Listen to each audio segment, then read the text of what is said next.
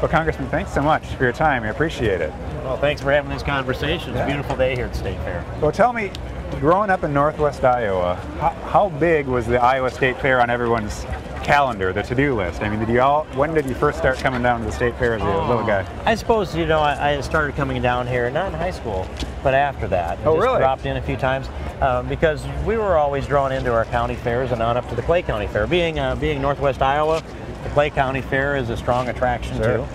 But once you get down to the State Fair and you start seeing this and looking at it from, well, look at it from a world perspective. If you wanted to learn about Iowa, no matter where you came from in the world, you'd want to come to this State Fair and spend at least 3 days here, and there's no way you could live long enough to at least even sample all the food.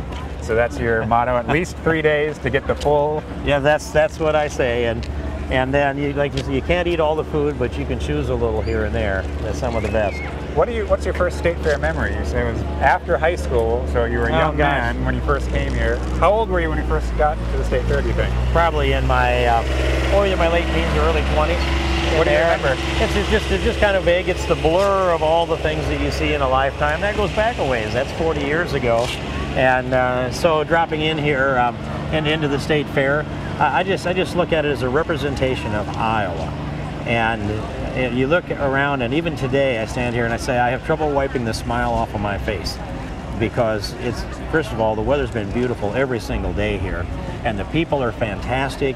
They aren't pushy, they're patient, they're friendly, they're outgoing, they come up and they talk. Most of it's pats on the back. It's pretty hard to hear anything other than that.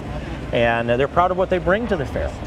And so, you know, my gait's a little off today because I had the great privilege of showing a steer in the governor's steer show a couple of days ago. Oh, yeah. And 1,335 pounds on 1 foot kind of changes a person's gait for a while. You got stepped on? I got stepped on in the steer show, but also the Voss show cattle people from Dexter won Reserve Grand Champion, and so I had the privilege to show that steer. Oh, really? And so you had the winning steer. Well, he was as my boys, I've been a little tough on the standards that I've raised our 3 sons with, and they said, well, you were just the first loser, because the grand champion, of course, went to the Pearson family. Oh, sure. And it could not have been better.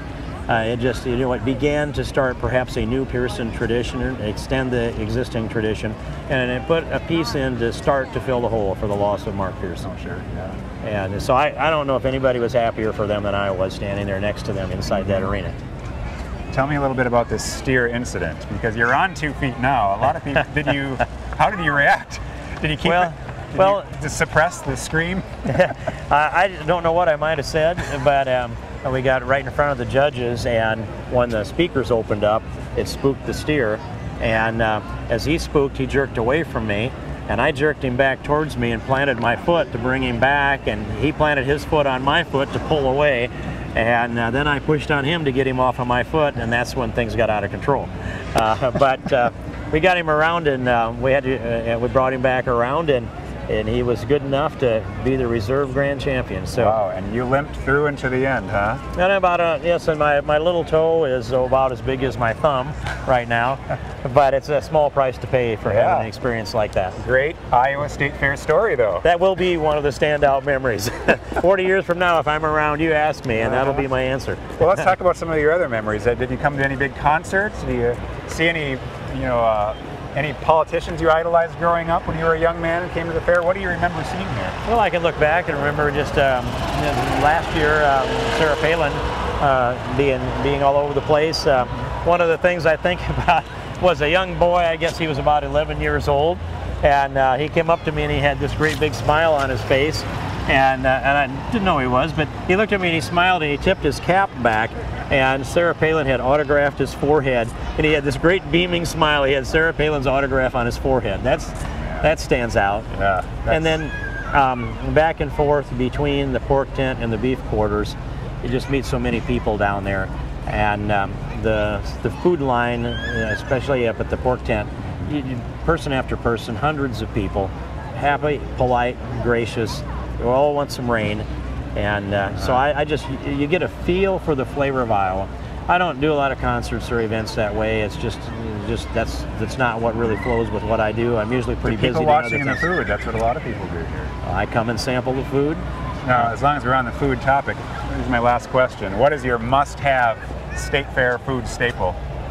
Well, this is a tradition with me. Okay. And I go up and I have a chop on a stick. Okay. And that chop on a stick originated up in Plymouth County at Lamar's at their county fair. So you have to have a chop on the stick, and then you can go directly down to the beef quarters for a ribeye. And it proves the axiom, which we call the Grono rule. That's some neighbors of ours. You don't have to be hungry to eat, especially at the state fair. Only in Iowa is the pork chop an appetizer. Thank you very much, Congressman. Pleasure talking to you. My pleasure. Thank you very much.